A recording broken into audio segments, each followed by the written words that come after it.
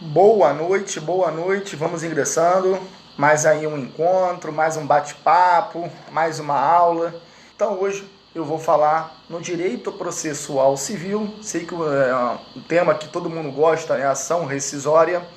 É um tema relevantíssimo, muito interessante no direito processual civil. Então hoje a aula vai ser, vou linkar direito processual civil, bem como direito constitucional. Então, na aula de hoje, eu vou falar a respeito de, primeiro, ação rescisória. Lembram de ação rescisória? Quem é bacharel tem que saber, né? Tem que estar no seu sangue. Ação rescisória, o próprio nome já diz, é uma ação. Então tem lá a ver com a petição inicial, 319 do CPC. Claro, ação rescisória 966 e seguinte do CPC. Então, basicamente, é uma ação, não é recurso, cuidado, porque nós temos dois prazos no artigo 966, que é a ação rescisória. Basicamente, nós temos 8 incisos dentro do artigo 966. Do inciso 1 ao inciso 6, qual o prazo? De 2 anos do trânsito em julgado. Do 1 ao 6 e também 8. Voltando. 1, 2, 3, 4, 5, 6 e o 8, nós temos prazo de 2 anos. E o inciso 7, o único inciso que eu não falei agora, vou falar, o inciso 7 tem o prazo de 5 anos. Então, voltando, a ação rescisória, por exemplo, vamos supor que tenha ocorrido trânsito em julgado na primeira instância ou primeiro grau de jurisdição.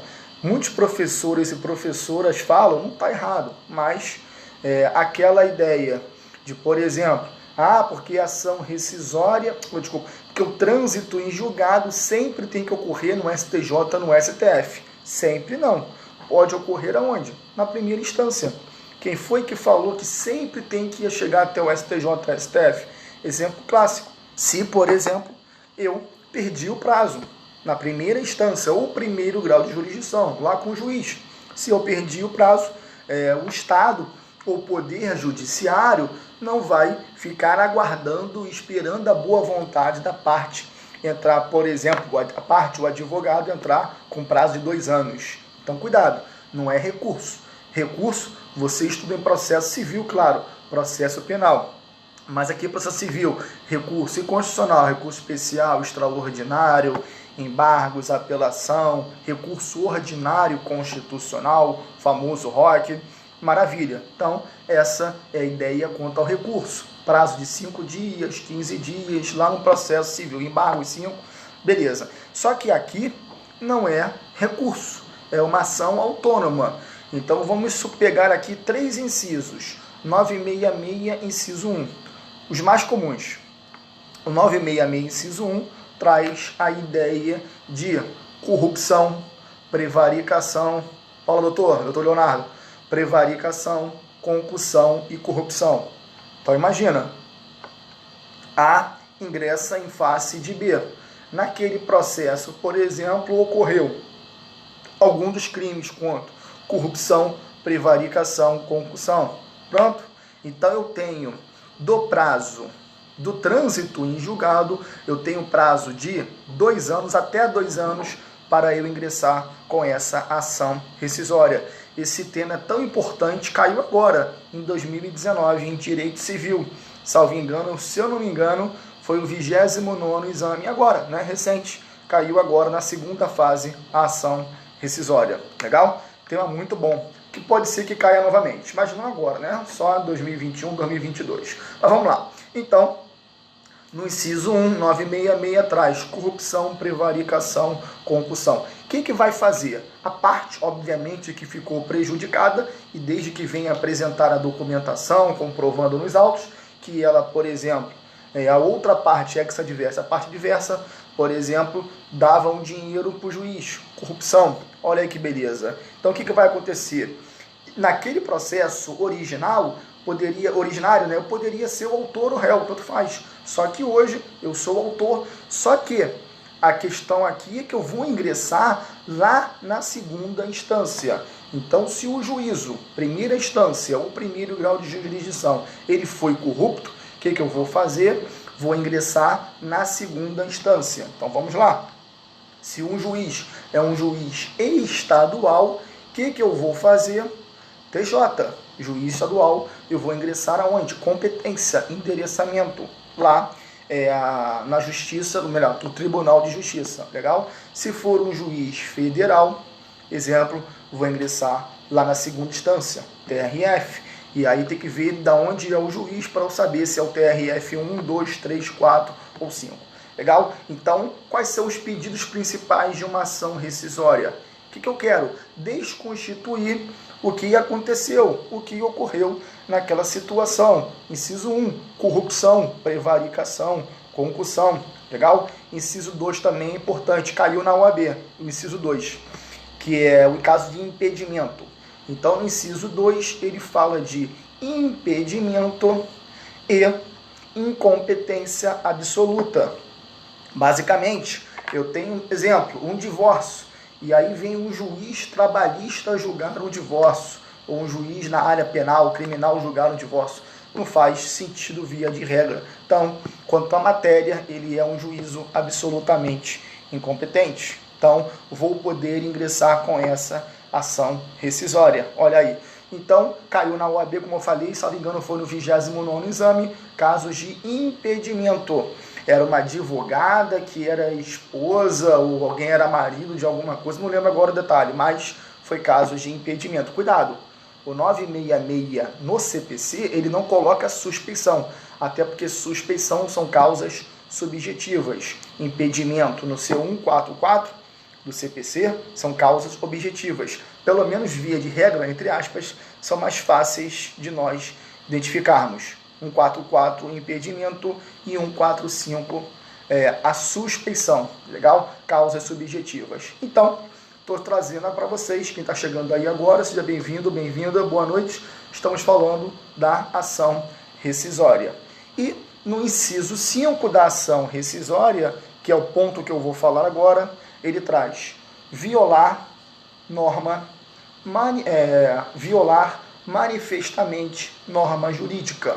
Então, olha que interessante o 966, inciso 5, violar manifestamente norma jurídica. Então, o que eu vou fazer? Eu por exemplo, ingresso com uma ação rescisória, que eu falei no meu exemplo aqui, vou ingressar endereçamento, segunda instância, para informar que o juízo, na primeira instância ou primeiro grau de jurisdição, ele violou, ou ele ou cometeu algum tipo de crime. 966, inciso 1, 9662, incompetência absoluta ou impedimento. 966, inciso 5. E aí ele fala, manifestamente, violar manifestamente norma jurídica. Aqui que está o ponto interessante. Só um detalhe, nós temos 2 prazos. Já falei, 2 anos e de 5 anos. Os 5 anos, o prazo de 5 anos está no 966, inciso 7. Os demais têm o prazo de 2 anos. Então, eu ingresso com essa ação, que é uma ação rescisória. E quais são os 2 pedidos principais? Simples. O que eu vou querer? Requerer, primeiro, desconstituiu tudo o que ocorreu aonde? Naquela ação original. Então, vamos supor que o juiz recebeu aquele dinheiro. Olha aí a corrupção. Pronto, eu vou entrar com a ação rescisória e vou informar. Olha, naquele caso, claro, tem que demonstrar provas, etc. Né? 373 do CPC, inciso 1, a regra é sua, autora, que estiver ingressando com a ação. Então, maravilha, eu vou demonstrar ao tribunal, no caso, que aquele juízo, na primeira instância, trouxe aquela situação, cometeu alguns delitos. Perfeito? Só a título de exemplo. E aí, o que eu quero fazer? Olha, vamos desconstituir tudo o que ocorreu naquele processo primário, originário, digamos assim. Perfeito? Então, o que eu quero fazer? Quais são os efeitos? Efeito ex tunc. Lembram? Ex tunc, retroagir desde o início. Por quê? Vamos retroagir tudo, uma vez que aquela sentença ocorreu um vício. Então, por mais que eu tenha um trânsito em julgado, ocorreu trânsito em julgado, o que eu vou alegar? Tem um vício. E esse vício, ele tem que ser o quê? Desfeito. Desfeito foi feio, né? Temos que desfazer aquele vício. E principal pedido, ou melhor, primeiro pedido, obrigado. Primeiro pedido é, vamos desfazer aquela situação que ocorreu lá no processo originário. Ponto.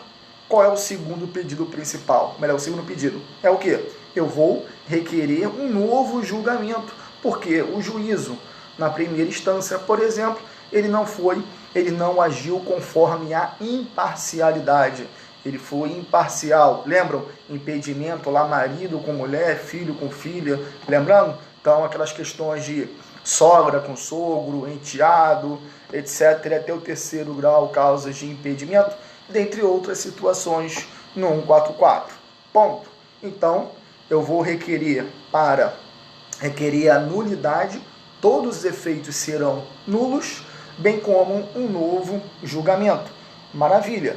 E a questão é a seguinte, já trouxe para vocês o 966, são 7h15 e estamos no prazo.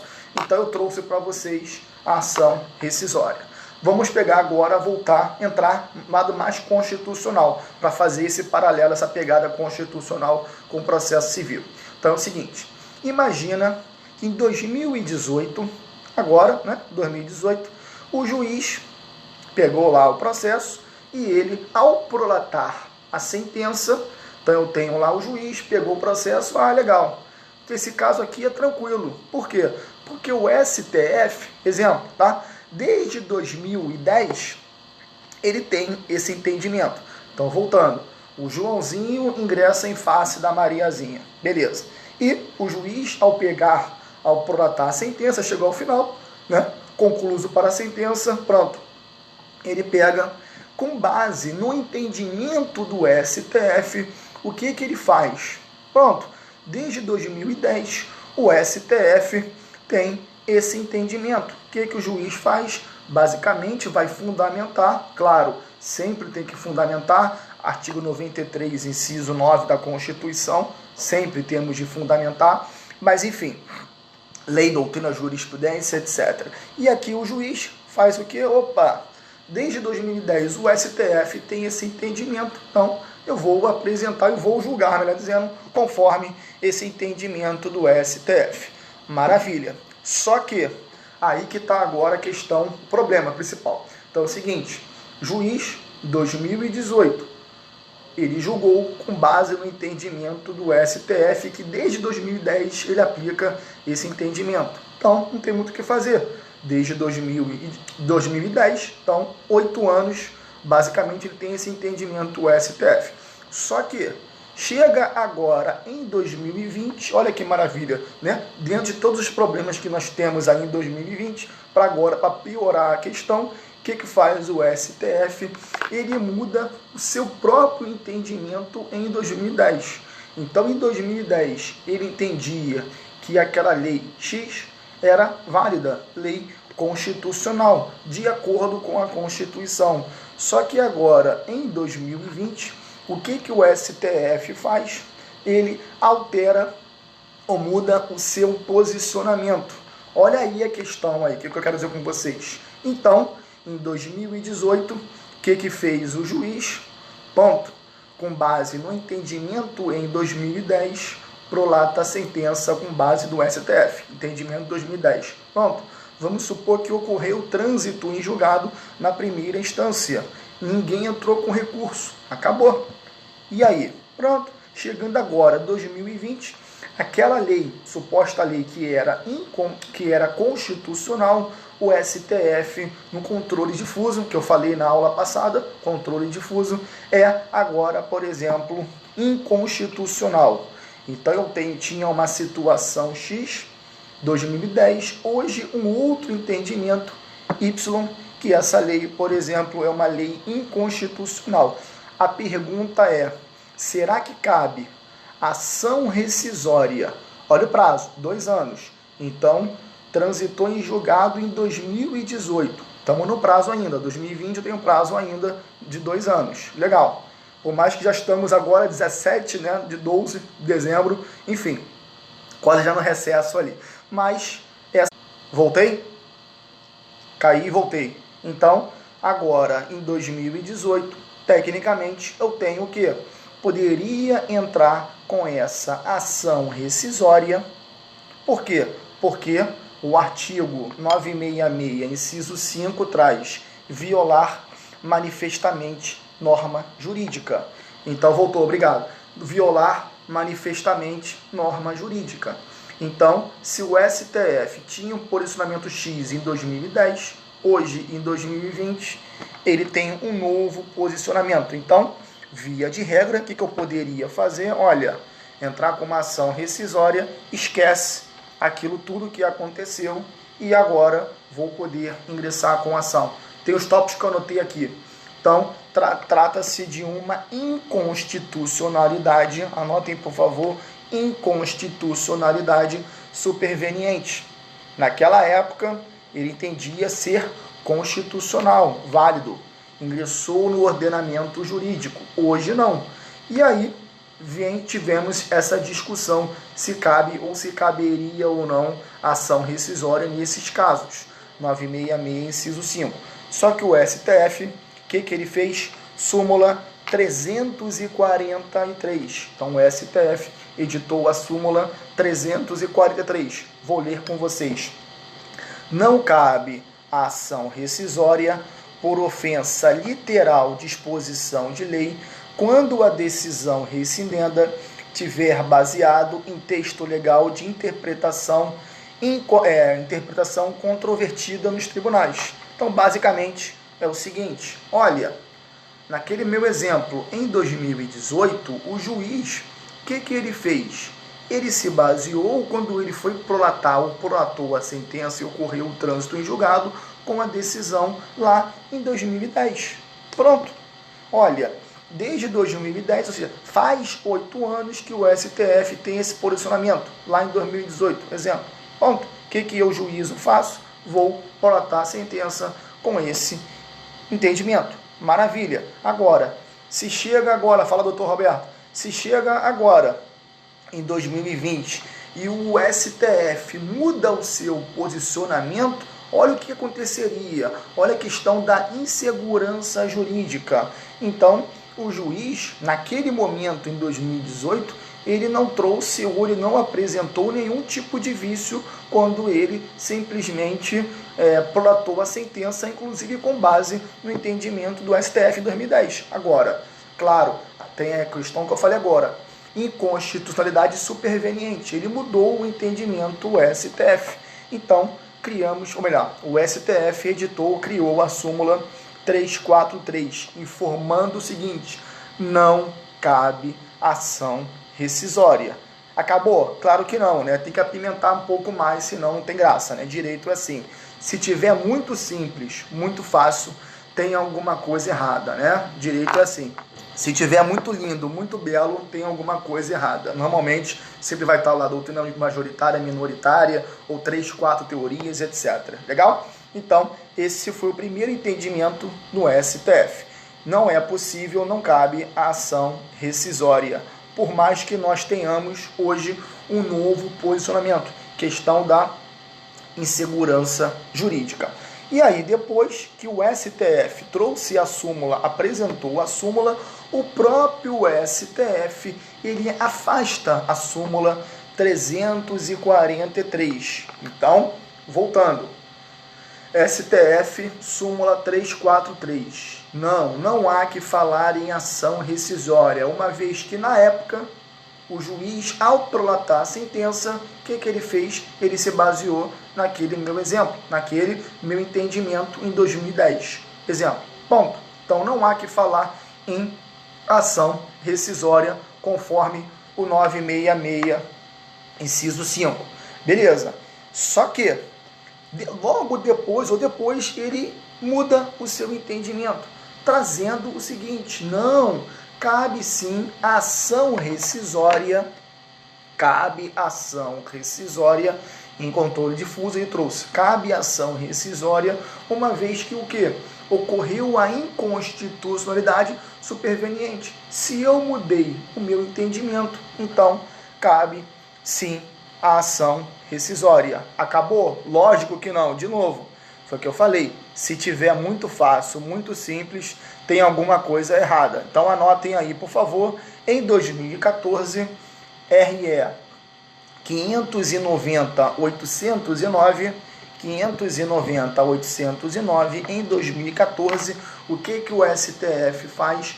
Ele volta atrás conforme a súmula que ele editou, 343. Então, voltando, primeiro, súmula 343, não cabe ação rescisória conforme a situação de violação à Constituição, ou essa situação que ele entendeu se na época era constitucional ou inconstitucional.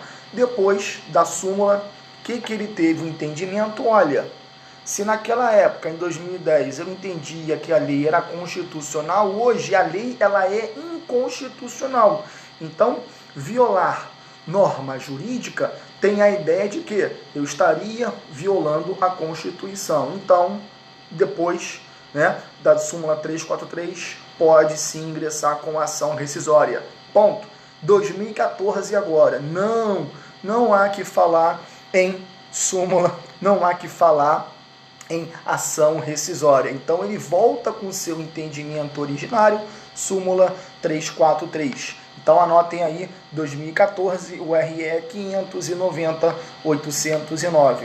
A controvérsia sobre norma constitucional deve prevalecer em tese. Então não caberia ação rescisória. E chegando em 2018, o que você acha que o STF fez? Mudou o posicionamento ou confirmou? Não, aqui ele confirma. Em 2018, anotem aí, o AR 2422 do Distrito Federal informa que o STF, em 2018, o que ele fez? Ele ratifica, ele confirma o seu entendimento, junto em 2014, bem como a súmula que ele próprio editou, 343, informando o seguinte: não cabe ação rescisória, uma vez que o juízo, naquele meu exemplo, ele, em 2018, o que ele fez? Ele, ao prolatar a sentença, com base no entendimento do STF em 2010.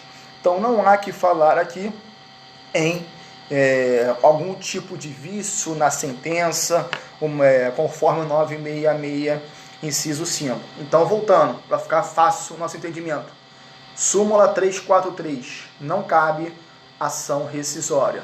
Logo depois, caberia sim ação rescisória, uma vez que estaríamos violando uma norma constitucional. Aquela lei era constitucional, hoje, com o novo entendimento, não é mais. Pronto, poderia. E chegamos em 2014 e 2018, o STF volta atrás, trazendo aquela situação junto à súmula 343. Não há que falar em ação rescisória, uma vez que traríamos com certeza, e é verdade, uma insegurança jurídica. E aí aquela parte que entrou com ação, ganhou, por exemplo, eu teria que ter aqueles efeito ex tunc, aquela ideia de retroagir desde o início. Não, o STF tinha aquele entendimento naquela época, o juiz pegou o entendimento do STF, fundamentou conforme o entendimento do STF. Não há que falar aqui em nenhum tipo de violação. Legal? Será que esse caso que eu falei agora, da súmula 343, é regra ou cabe alguma exceção? E aí? De novo, se tiver muito fácil um direito, tem alguma coisa errada. Não é tão simples assim o mar de rosas. Olha que maravilha, né? Não é tão simples e belo assim. Claro que é maravilhoso, mas temos divergências, né? Então vamos lá, hermenêutica, né? Cada um tem uma ideia, um posicionamento, um entendimento, etc. E aí é o seguinte, essa é a regra. Não cabe a ação rescisória. Regra. Só que nós temos exceção? Sim, simples. Questão clássica, né? Fácil de entendimento. Se, por exemplo, o próprio STF na época, ainda não venha ou não tenha julgado que aquela lei é uma lei inconstitucional. Então vamos lá, voltando. Eu, 2018, o juiz, estou lá julgando aquele processo. Prolatei a sentença. Olha, aquela lei é constitucional. Então lá o Joãozinho ganhou da Mariazinha. O autor ganha lá do réu. Sei lá quanto. Não interessa para a gente aqui no momento. Ponto. Ganhou. Aí já ganhou o dinheiro. Maravilha. Entrou a execução, ganhou o dinheiro. Pronto. Perfeito. Encerrou. Só que chega agora em 2021. Exemplo. O STF ainda não tinha nenhum posicionamento. Então, transitou em julgado, falei, ocorreu a execução, transitou em julgado, pronto. Chegando agora em 2021, o que o STF faz? Através de um controle difuso, um outro processo, chegou lá até o STF. O que ele entende? Opa, peraí. E ele edita uma súmula, por exemplo, trazendo aquela situação que a lei X, ela é uma lei inconstitucional. Olha aí que beleza. Ponto. Só que o meu prazo de 2 anos não é o prazo do entendimento do STF. Qual é o meu prazo? Eu tenho prazo de 2 anos, artigo 966. Para eu ingressar com a ação rescisória, eu tenho que ter um prazo de 2 anos do trânsito em julgado. Perfeito? Então aí sim caberia, claro, desde que eu venha respeitar o prazo, uma ação rescisória. Uma vez que o quê?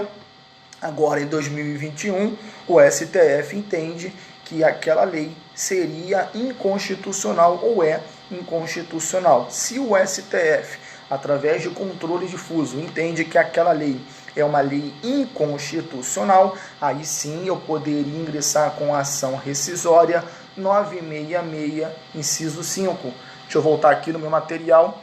Uma vez que violar manifestamente norma jurídica. Aquela lei, no primeiro momento, poderíamos entender que a lei é constitucional, mas STF posteriormente trouxe a ideia de que aquela lei é uma lei inconstitucional. Aí sim, então a parte que perdeu poderá ingressar com a ação rescisória. Então falei com vocês que é um tema que mistura tanto o direito processual civil como o direito constitucional. Ficou claro? Me fiz aí entender? Então, basicamente, foi o que eu falei no começo. Basicamente, eu tenho a ação rescisória para desconstituir o que ocorreu naquele processo.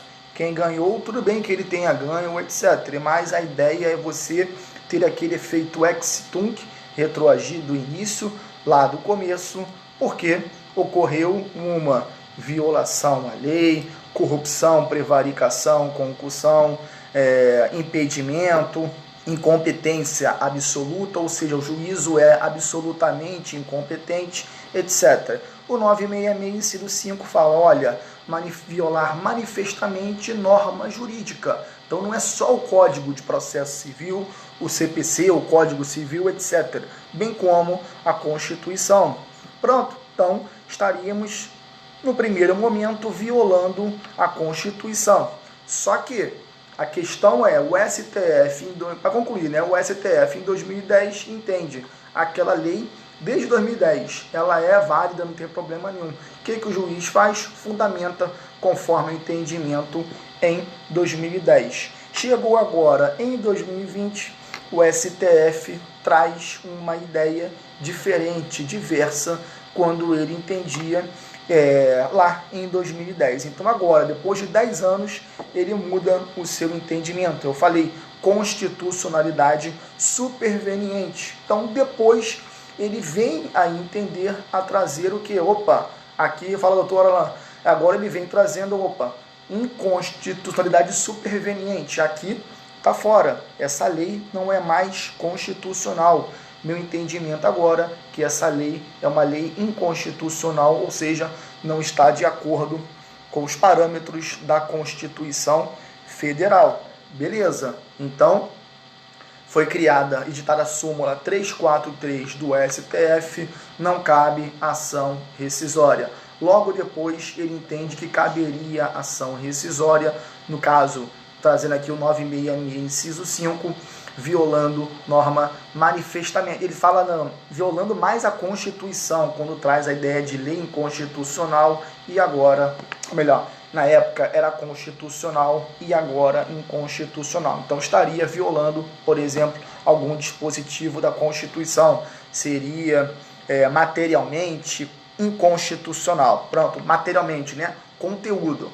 Ponto. Que beleza. E aí, depois, em 2014 e 2018, o que o STF fez? Volta atrás e admite a súmula que ele mesmo editou, 343, informando que não cabe ação rescisória, por mais que nós tenhamos 966, inciso 5, claro que há exceção. Daqui a pouco falarei dela de novo. Então, 9665, ele fala, STF, traz, olha, não cabe mais uma ação rescisória porque violaria a questão de segurança jurídica. Não teríamos uma segurança, ou seja, insegurança jurídica. Então, essa é a regra. Se é regra, tem que ter exceção. Senão, não tem graça no direito, né? Sempre tem uma exceção. Então, a exceção é, juiz, hoje em 2020, ele entendeu, por exemplo, que aquela lei é constitucional, beleza, pronto. Vamos supor que transitou em julgado em 2018. E aí, quando chega em 2021, né, acabou 2020, o que o STF vem a entender? Olha, essa lei é uma lei inconstitucional. Agora, se não tiver ocorrido o trânsito em julgado, vamos supor que era um juiz estadual. A ação rescisória vai iniciar aonde? Segunda instância.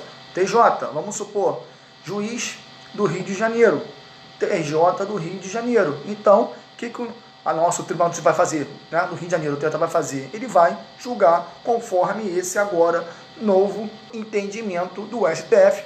Exemplo, em 2021, uma vez que ele o quê? Ele alterou o seu entendimento desde 2010. Quer dizer, desde 2010, alterou agora, a partir de 2021, o nosso entendimento. Perfeito? Então essas são as considerações que eu tenho que fazer, eu já acabei, né? Que eu tenho que fazer com vocês a respeito da ação rescisória, a respeito da... Falei 966, inciso 1, 966, inciso 2, dei uma lida no 966, que é o tema relevantíssimo, caiu na segunda fase em Direito Civil, em 2019. Então pode ser que venha cair novamente. Legal? Só que esse ponto do 966, inciso 5, ele traz mais um ponto voltado para o direito constitucional. Não é só direito civil, 966, por exemplo, fala de impedimento, direito civil e processual civil, artigo 144 do CPC. Legal? E aí o 966, inciso 5, ele traz norma jurídica. Legal? Então ele fala no 966, manifestamente norma jurídica, inclusive voltado ao nosso, principalmente a Constituição Federal. Perfeito? Lembrando que prazo, regra, 2 anos. Legal? 1, 2, 3, 4, 5 e 6, prazo de 2 anos do trânsito em julgado, bem como o inciso 8º. O inciso 7, eu tenho prazo de 5 anos. É uma petição inicial que eu vou ingressar. Claro que tem uma peculiaridade diferente. Não é só pegar o 319 do CPC. Eu tenho as peculiaridades quanto vai fazer ali a correção do valor da causa, tem que juntar ali as custas, tem umas situações um pouco diferentes. Mas, basicamente, na sua essência, no seu esqueleto, sim, eu tenho lá a petição inicial, que todo mundo já viu, né? Petição inicial, basicamente como outra qualquer. Tranquilo? Compartilhe com seus colegas, com seus amigos, né? Vai ficar gravado no Instagram, YouTube, bem como no meu canal do podcast. Tem um tema interessantíssimo, que é recente, 2019, não me lembro se caiu em concurso público, provavelmente não, até porque 2020, que é a DO 26, quando o STF, o que o STF, tá dando spoiler, né? Quando o STF, na DO 26, ele incluiu o crime de transfobia e homofobia, aonde? Na lei do racismo, lei 7716. Esse tema é extremamente importante, recente, agora, em 2019, essa ADO que foi julgada pelo STF, crime de...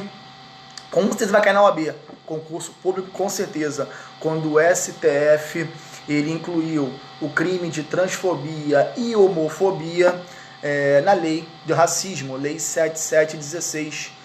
Basicamente, a 7716 nós temos raça, cor, procedência nacional, etnia e religião, dentro da 7716. Isso tudo inclui o racismo. E agora nós temos também transfobia e homofobia. E aí tem uma peculiaridade.